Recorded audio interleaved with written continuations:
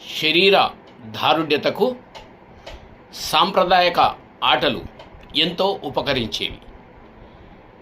దీనివల్ల పిల్లలు మరియు పెద్దలు ఏ పనిలో అయినా చురుకుగా పాల్గొనేవారు, అదేవిధంగా ఆరోగ్యంగా ఉండేవారు. మరి రాను రాను ఈ సాంప్రదాయక ఆటలు కనుమరుగైపోతూ ఉన్నాయి. వాటిని మనం ఉపయోగించుకోవడం లేదు. ఆ స్థానంలో మనం పిల్లలకి ఏం చేస్తూ ఉన్నామంటే మొబైల్ ఫోన్, దాంట్లో ఆటలాడుతూ దాంట్లో ఊబకాయం పెరగడం కావచ్చు, ఈ కనుదృష్టిలో లోపాలు జరగడం కావచ్చు, అనేకమైనటువంటి జబ్బులకు గురవుతూ ఉన్నారు.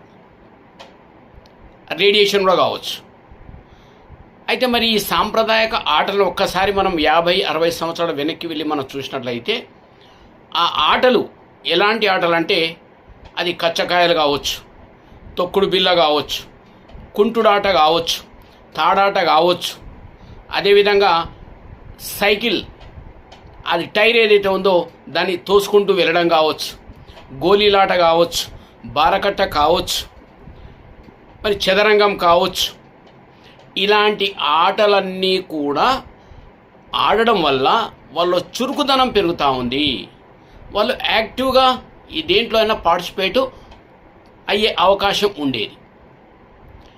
కాబట్టి దానిని మనం మళ్ళీ ఈ కనుమరుగైపోతున్నటువంటి వాడిని కొంత ఉపయోగించుకునే ప్రయత్నం మనం చేసినట్లయితే అది అనేక విధాలుగా మనకు సహాయపడుతుంది.